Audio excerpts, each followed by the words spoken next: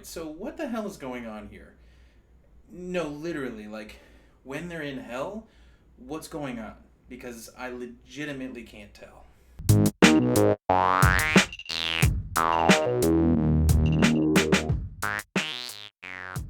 Welcome to Not So Super Movie Reviews. Today we're going to be talking about the movie Spawn, the one with, like, the crazy cloak, and John Leguizamo as an evil clown. It had a Rotten Tomatoes critic score of 18%. And a user review score of 36%. Now, I think they both agree that it was pretty bad, but the users tend to think it was okay. So let's dive into who might be right here. Alright, so first things first, let's talk about what actually did work about this movie.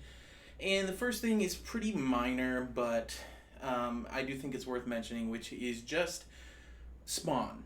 Okay, so Spawn is an awesome character in the comics. Totally unique and very dark and steeped in all of this satanic occultic sort of stuff, kind of like Hellboy, which we'll kind of compare those a little bit later. But the character of Spawn in this movie, when he's completely in uniform with the mask and the cloak, actually does look pretty cool. And when you see him in that form, you're like, oh crap, it's about to go down. So I will say that when I saw him in those moments, I didn't hate it.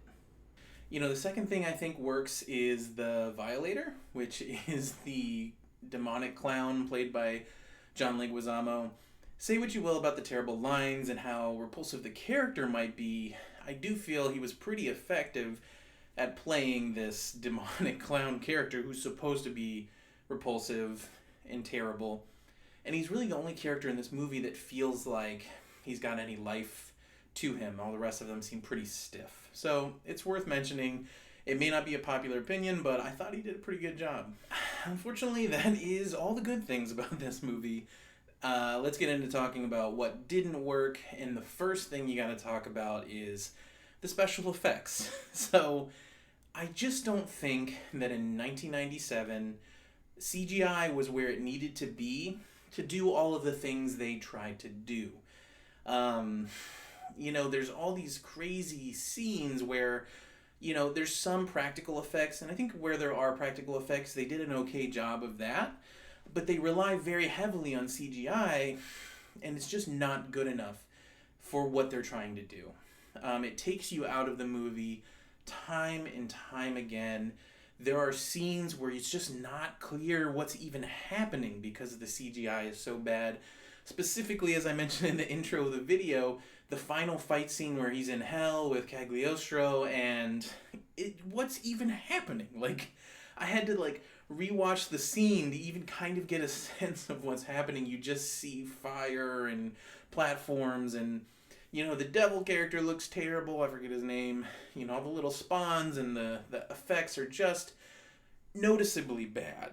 When we're talking about older movies like this, I do think it's fair to not compare them to obviously what we think of today, but instead compare them to what else was coming out at the time. And in 1997, we have The Fifth Element, Men in Black.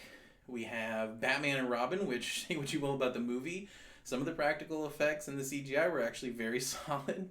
You had Flubber, which, Starship Troopers. These are all movies that actually did a much better job with the special effects, practical and CGI. So Spawn really doesn't have an excuse to be as bad as it is, and it definitely doesn't age well. The second thing that doesn't work about this movie is just that it takes itself too seriously. It's trying to be the comics, which are very dark, and the storylines are dark and edgy, but really in an effective way. The movie tries to do that, and it just feels campy, and it's not a movie that knows that it feels campy. So the whole time, it's just, you can tell that so many people put their time and effort into trying to make this Spawn movie a dark, gritty superhero movie, and it didn't work. And it's so hard to watch at times. The techno music chase scenes and the lines that are trying to be funny / dark, and when people get killed. I mean, it's all almost comical in how bad it is. And so really it wants to be Spawn from the comics so bad, but it just isn't. And it's constantly reminding you that it isn't and that it failed at that endeavor. The last and probably biggest problem with this movie is the story, but more so the characters, which obviously make up this story. The overarching story, you've got your typical story of redemption. He sells his soul to the devil, and he makes a promise to serve the devil if he spares his wife. He comes back to Earth 5 years later, and the wife is married, and they want him to take vengeance, and by taking vengeance, he will unleash the apocalypse, but he doesn't know that, and so the whole time, the evil clown, the Violator, is antagonizing him to kill Martin Sheen's character, who is laughably bad in this movie. No disrespect to Mr. Sheen, but wow. And it's your typical redemption arc. There's a strange, mysterious stranger who helps him take the right path. But every character in this movie is very one-dimensional.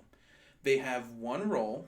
It's very clear what that role is. They play that role, and that's it. And you don't really get any time with them. That even extends to the main character. I mean, he performs his redemptive arc exactly as you're expecting him to do it. And they just don't flesh out the motivations of anyone. And it sticks out like a sore thumb. The biggest offender is Spawn.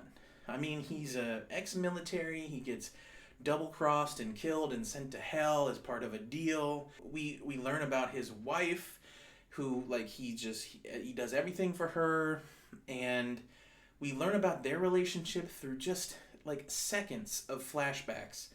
Flashbacks to scenes that we didn't even see in the movie, of just them, these two were married, and then they move on from that.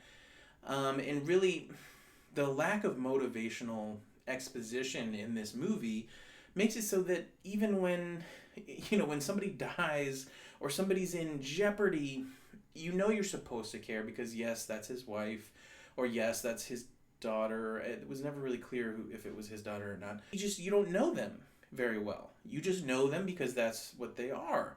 And Spawn, he's filled with vengeance. He wants to kill this guy who double-crossed him and who's threatening his family.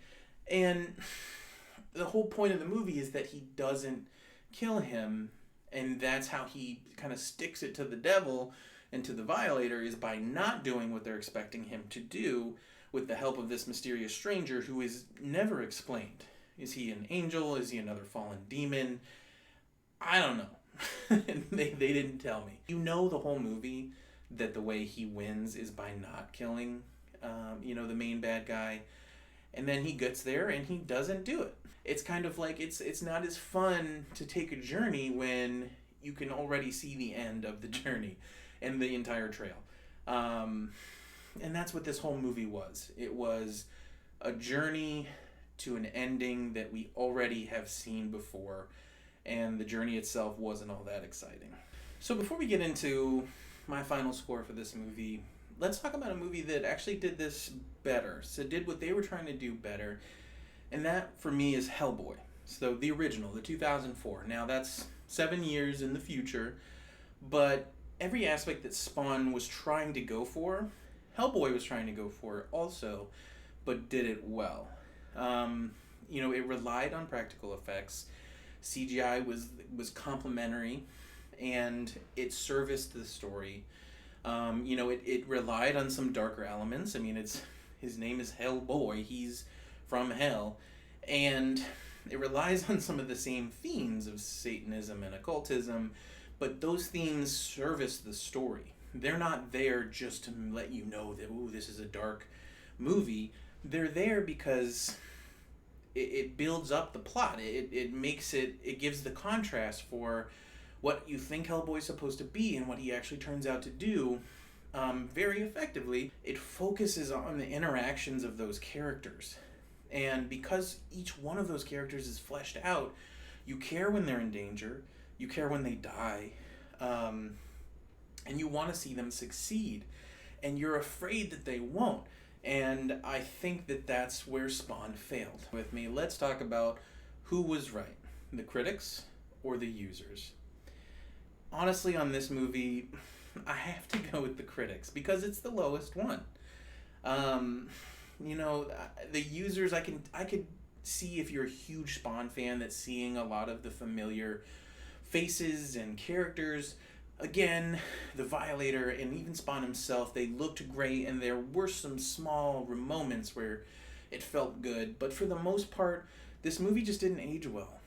Unlike some of the movies we listed, like The Fifth Element, or even, Starship Troopers, like, you don't want to go back and watch this movie. There's no reason to go back and watch this movie. Because it looked horrible, even by the day's standards, and it just didn't tell an effective story. So, at the end of the day, it's an 18%, and it really, really earned it. Alright guys, thank you so much for checking out another one of my videos. You can check out the link to my review of the new Hellboy movie here. You can subscribe to my channel by clicking here. I try to get a video out every week or so if you like my content,